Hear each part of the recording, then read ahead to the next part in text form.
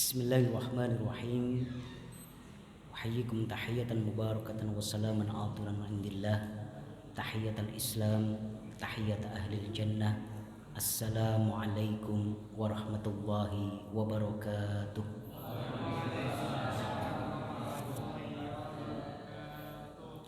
Alhamdulillah, alhamdulillahil haqqil ladzi la yamut. Walhamdulillahi dil izzati wal jabarut. Walhamdulillahi dil mulki wal malakut.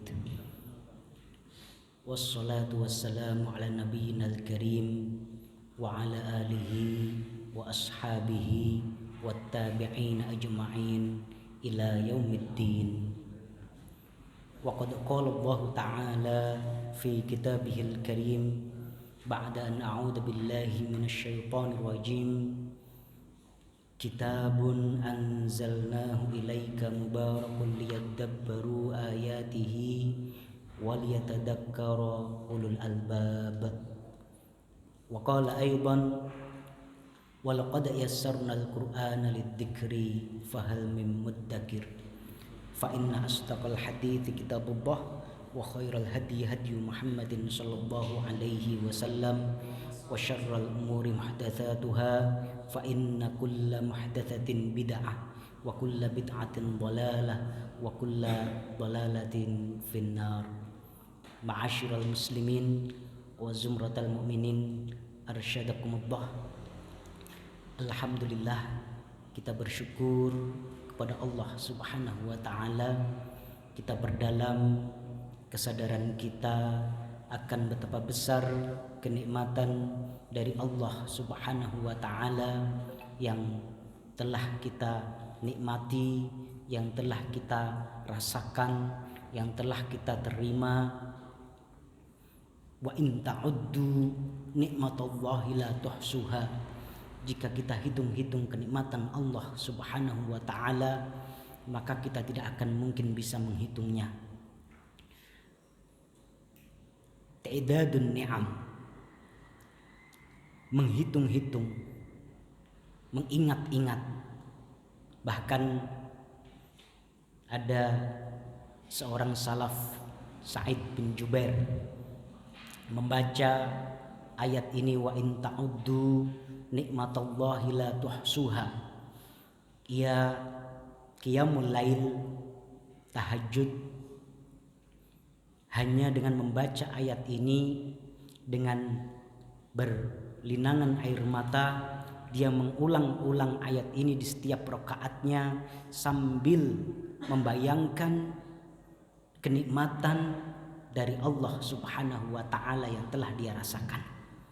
Dan ikhwah fil arsyadakumullah, dalam kondisi sulit seperti ini, seperti sekarang ini, baik dari sisi dakwah, mempertahankan keimanan, akidah, atau dari sisi ekonomi, dari sisi kesehatan. Di masa pandemi seperti ini, penting sekali kita untuk senantiasa melakukan yang namanya ta'dadun ni'am, menghitung-hitung, mengingat-ingat, menyadari sepenuhnya bahwasanya apapun musibah yang kita hadapi, halangan, rintangan yang kita rasakan, yakinlah bahwasanya kenikmatan Allah Subhanahu wa taala masih lebih banyak, karunia dari Allah Subhanahu wa taala masih lebih besar, dan ini merupakan jalan emas dari Allah Subhanahu wa taala bagi kita untuk bisa survive, untuk bisa bertahan menghadapi berbagai kesulitan yang ada. Ma'asyiral muslimin wa zumratal mu'minin arsyadakumullah. Salawat dan salam tak jemu-jemunya dan terus-menerus marilah senantiasa kita haturkan pada junjungan kita Nabiullah Muhammad sallallahu alaihi wasallam. Man shalla alayya salatan wahidatan sallallahu alaihi biha asyran. Barang siapa yang bersolawat kepadaku satu kali saja, Allah Subhanahu wa ta'ala akan membalas sholawat tadi 10 kali. Bukan sekedar hanya dengan mengembalikan ruh Rasulullah Shallallahu Alaihi Wasallam ke jasad beliau untuk bisa menjawab sholawat kita, akan tetapi Allah sendirilah yang akan membalas sholawat tadi, ya, bukan hanya sekali seperti sholawat kita, tetapi 10 kali. Dari sini tentu kita menyadari sepenuhnya sholawat yang senantiasa kita ulang, sholawat yang kita lantunkan bagi baginda Rasulullah Shallallahu Alaihi Wasallam bukan sekedar bukti cinta kita kepada beliau, akan tetapi merupakan kebutuhan kita sebagai seorang hamba akan pahala-pahala dan fadilah-fadilah dari Allah Subhanahu wa ta'ala. Ma'asyiral muslimin wa zumratal mu'minin arsyadakumullah. Pada pekan yang lalu kita sudah membahas surah As-Saffat dari ayat 83 sampai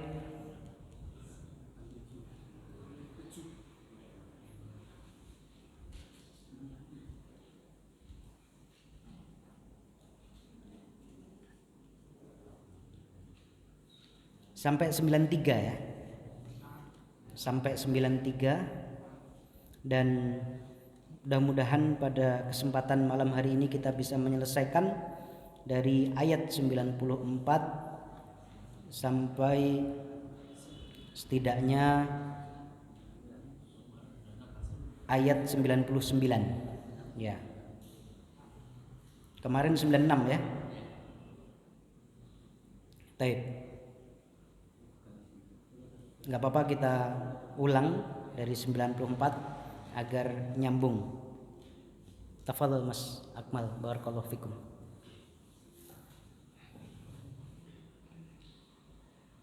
A'udzu billahi minasy syaithanir rajim. Bismillahirrahmanirrahim.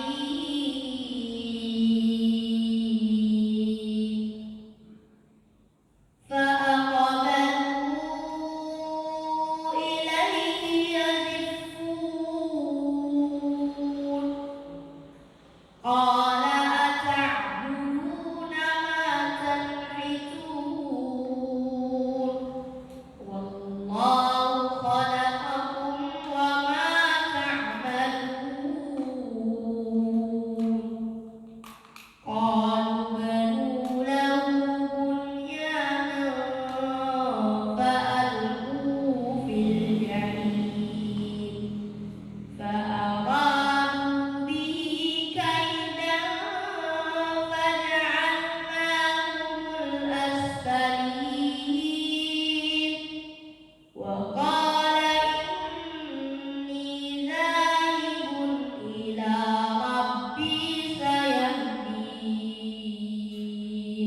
Shadaqallahul azim. Allahumma arhamna bil Qur'an.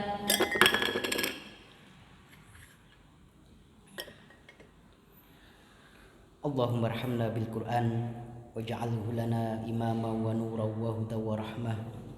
Allahumma dzakkirna minhu ma nusina wa 'allimna minhu ma jahilna warzuqna tilawatahu ana al-laili wa atrafan nahar. Allahumma ij'alna mimman yaqra'ul Qur'ana fayarqa wa la taj'alna mimman yaqra'ul Qur'ana fayashqa. Allahumma ij'alna lil Qur'anil karim minal hafidhin wa ila ladidi khitabihi mustami'in wa 'inda khatmihi minal faizina ya rabbal alamin. Ma'asyiral muslimin wa zumratal mu'minin arsyadakumullah. Pada ayat-ayat sebelumnya Allah Subhanahu wa ta'ala dalam surah As-Saffat ini menjelaskan salah satu penerus dari ideologi yang dibawa oleh Nabi Nuh alaihi salam adalah Nabi Ibrahim. Wa inna min syi'atihi la Ibrahim.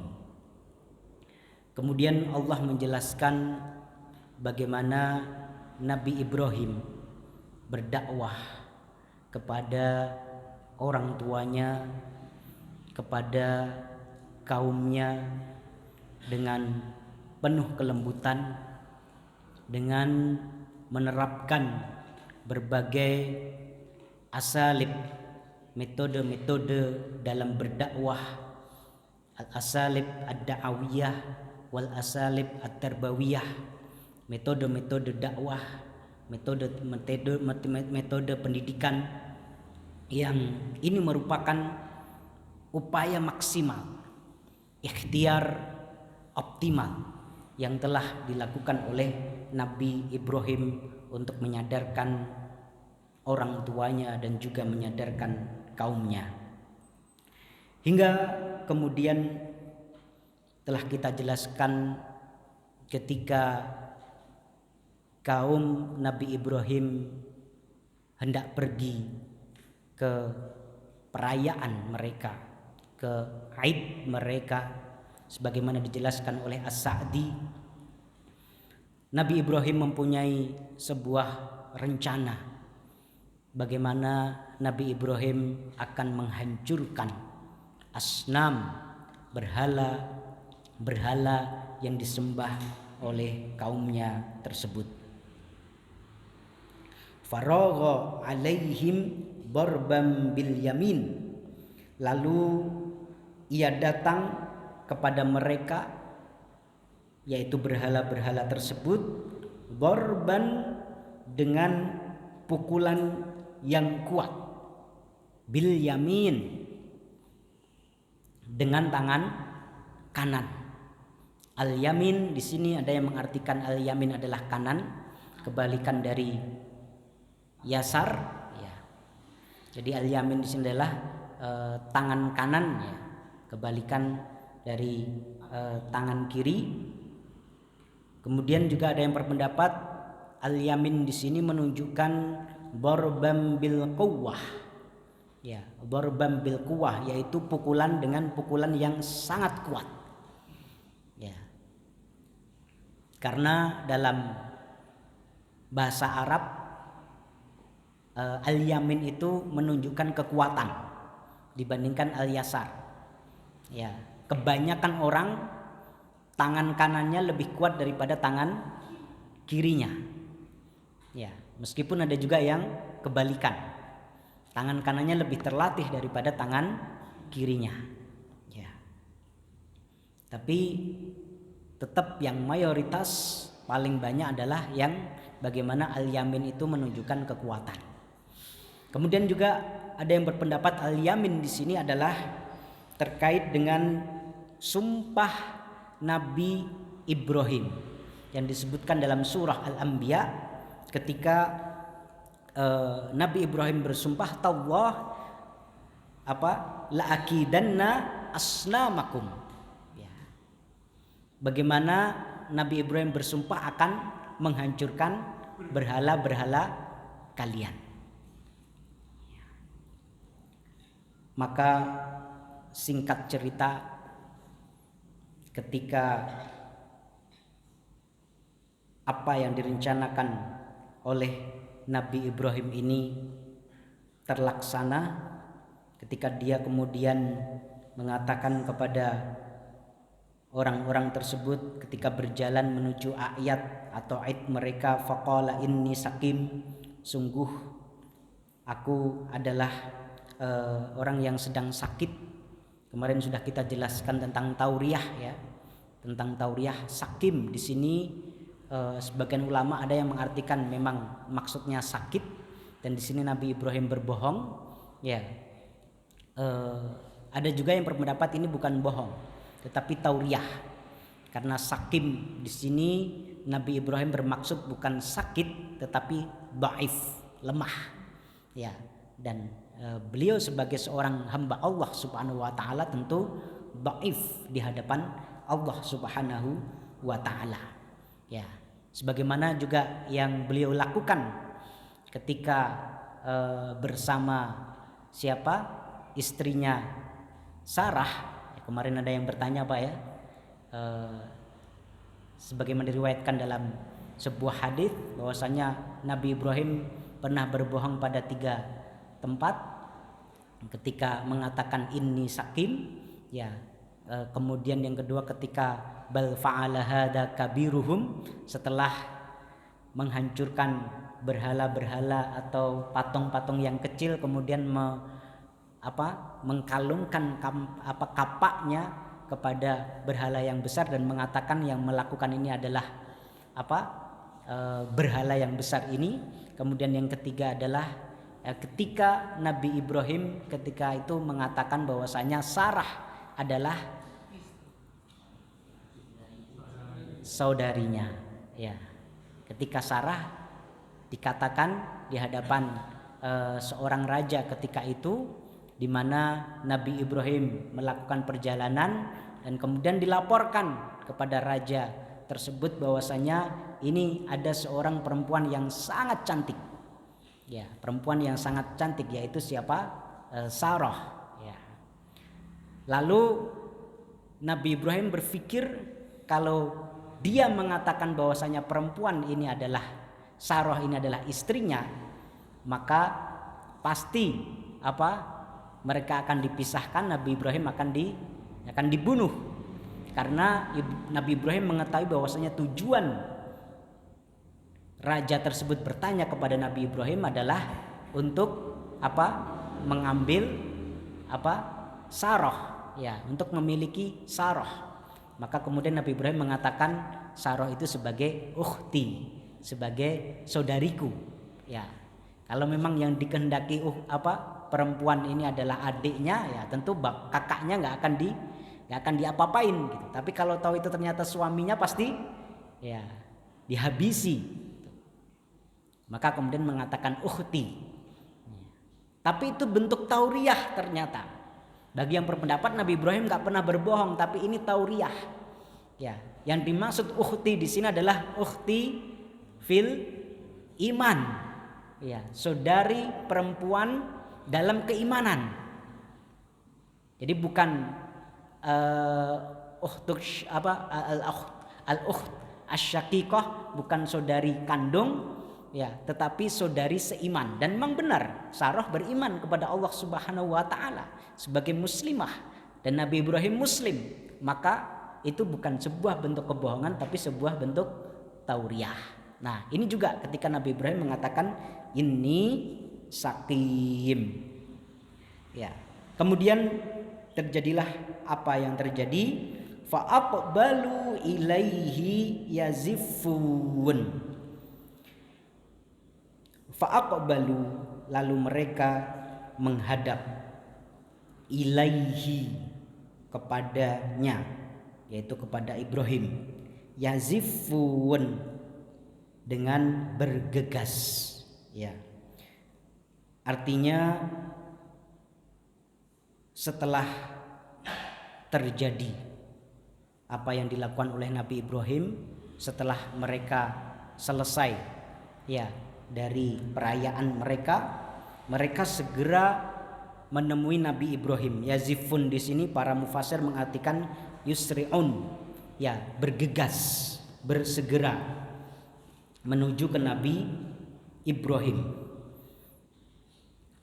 Dimana kalau As-Sa'di menyebutkan cerita yang lain dalam surah Al-Anbiya. Kalau di sini tidak terlalu detail disampaikan, tapi kalau kita baca surah Al-Anbiya, seperti pertanyaan kaum Nabi Ibrahim kepada Nabi Ibrahim, man fa'ala hada bi alihatina, siapa yang melakukan ini, ya, siapa yang menghancurkan Tuhan-Tuhan kami, ya. Dari pertanyaannya aja sudah nggak logis, ya, bagaimana Tuhan bisa dihancurkan, gitu ya, bagaimana Tuhan bisa diperlakukan Man fa'ala hadza. Ya. Kemudian sebagian dari mereka, salah seorang mereka menjawab, sami'na fatayyadkuruhum yuqalu lahu Ibrahim. Ya. Yudzakiruhum. Bagaimana salah satu dari mereka mendengar ada seorang pemuda yang disebutkan sama mereka, di mana pemuda ini mengatakan tawallahi la akidanna asnamakum.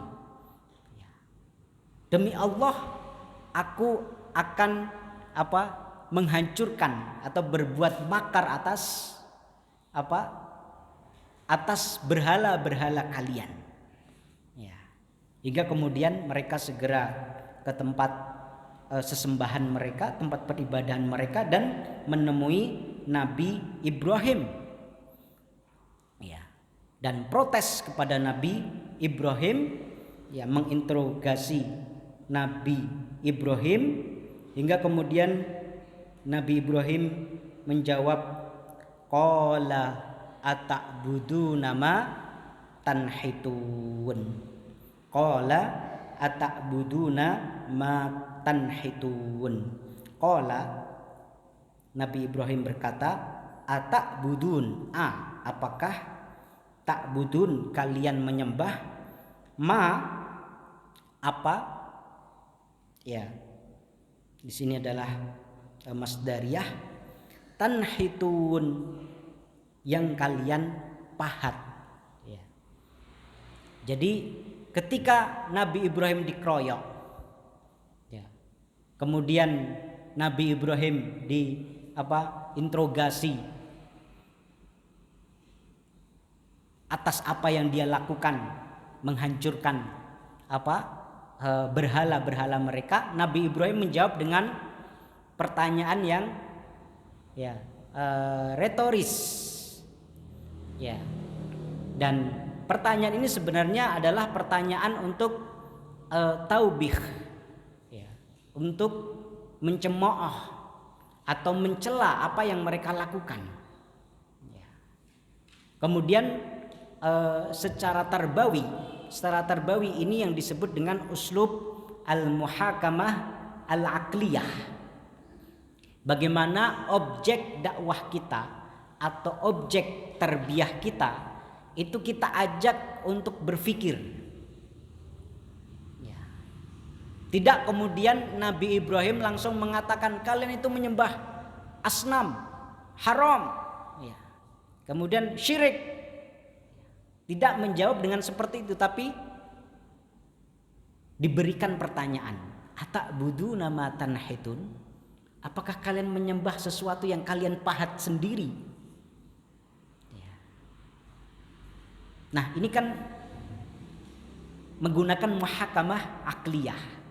Bagaimana audiens atau objek dakwahnya diajak untuk berpikir, menjadikan akal dan logika mereka sebagai penentu, ya, untuk mengadili kebodohan mereka sendiri. Ya, diajak berpikir. Dan ikhwafil arsyadakumullah, kadang-kadang ketika kita berhadapan dengan orang-orang seperti ini, ya, itu nggak perlu pakai keluar dalil banyak-banyak. Ya, pakai logika-logika sederhana saja sudah kalah mereka. Termasuk ketika kita berdebat dengan kalangan liberal misalnya, ya. Itu banyak hal kalau kita balas dengan dalil Al-Quran, As-Sunnah, orang mereka sendiri gak percaya Quran dan Sunnah. Caranya apa? Pakai mantik, pakai logika, ya. Bahkan penting sekali kita balas mereka dengan kata-kata mereka sendiri. Ya. Karena kadang orang-orang liberal itu tidak konsisten dengan keliberalannya. Seringkali standar ganda. Ya. Kalau masalah tertentu kelihatan liberal, tapi nanti begitu kita yang dikeroyok, kita yang ditindas, hilang itu keliberalannya. Ya. Ini ikhfil arsyadakumullah. Jadi seperti yang dilakukan Ibrahim, ya, menjawab orang-orang seperti ini, ya, penting menggunakan logika, ya, dan istilahnya sering disebut dengan al-muhakamah al-aqliyah. Kemudian ditambahi lagi hujahnya oleh Nabi Ibrahim, wallahu khalaqakum wama ta'malun. Dan Allah Subhanahu wa taala, atau padahal Allah Subhanahu wa taala khalaqakum, Dia yang telah menciptakan kalian, wama, dan apa ta'malun, yang kalian perbuat. Ya, ada yang menarik yang diulas oleh Ibnu Katsir rahimahullah dalam tafsirnya. Ya, ayat ini penting sekali ya, kaitannya dengan akidah. Wallahu khalaqakum wama ta'malun. Ibnu Katsir menyebutkan ada dua pendapat mengenai ma di sini. Ya, wama. Nah, ini pentingnya kita paham nahwu. Ya, pentingnya kita paham bahasa Arab dalam tafsir, yaitu kata-kata ma itu sendiri bisa merubah arti. Ya, artinya bisa berbeda tergantung posisinya dan kita menyebutnya atau mengklasifikasikannya sebagai apa. Ya. Meskipun nanti akhirnya dua pendapat ini bisa dikompromikan. Ya, ma yang pertama adalah ma masdariyah. Ya, ma masdariyah. Jadi wallahu khalaqakum wa ma ta'malun, ma di sini adalah ma masdariyah. Di mana artinya adalah wallahu khalaqakum wa amalakum. Ya. Allah Subhanahu wa taala itu yang menciptakan kalian dan perbuatan kalian. Ya, paham ya? Allah yang menciptakan kalian dan perbuatan kalian. Dari sini kemudian para ulama, ya, Ahlus Sunnah wal Jamaah menegaskan bahwasanya perbuatan manusia itu juga makhluk Allah Subhanahu wa taala. Ciptaan Allah Subhanahu wa taala. Ya. Sampai Al-Imam Al-Bukhari, ya, membuat bab khusus yaitu khalq af'alil ibad. Ya, yaitu penciptaan perbuatan manusia. Kemudian pendapat yang kedua, ini yang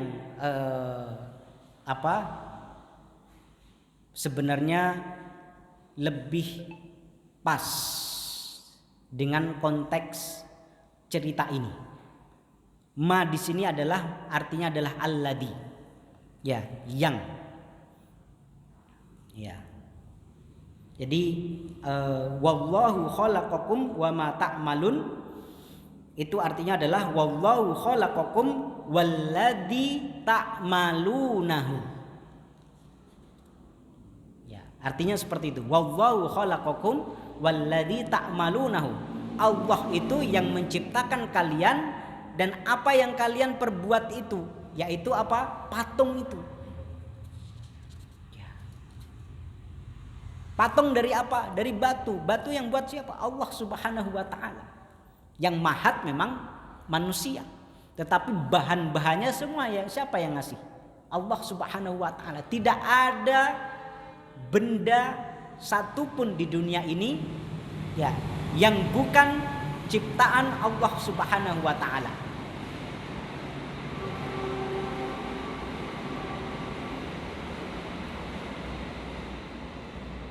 Ini air, bukan air ya, botol. Ya. Botol. Ini ciptaan siapa? Ciptaan manusia. Ciptaan Allah bukan? Airnya, botolnya?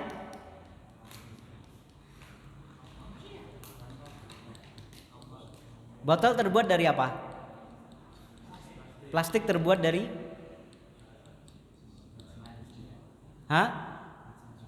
biji plastik. Biji plastik terbuat dari tambang. Tambang plastik ada Pak? Tambang biji plastik. Iya. Nah, kalau dirunut ujung-ujungnya yang ciptakan siapa? Allah. Semuanya ciptakan Allah. Besi. Ya, ini semuanya besi. Jam ini yang buat manusia. Ya, tapi bahannya dari besi. Karet juga seperti itu. Yang buat seperti ini manusia, tapi bahannya dari karet, pohon karet. Ya, yang menciptakan siapa? Allah Subhanahu wa taala. Jadi semua di dunia ini yang menciptakan Allah.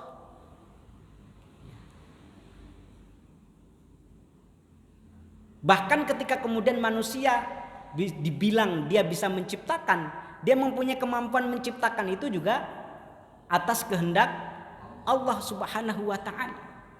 Jadi semuanya kembali kepada Allah Subhanahu wa taala, semuanya biidnillah, semuanya ya, semuanya adalah bikhalqillah, dengan ciptaan Allah Subhanahu wa taala. Ya, ini dua makna dari wallahu khalaqakum wa ma ta'malun. Dan Ibnu Katsir menjelaskan kullal qaulain mutalaziman, ya, wal awal adhar. Ya, kalau Ibnu Katsir lebih merojihkan yang pertama. Ya, yang pertama, meskipun keduanya itu secara otomatis saling melengkapi dan saling konsekuensinya adalah menuntut kedua-duanya itu terjadi. Ya. Kemudian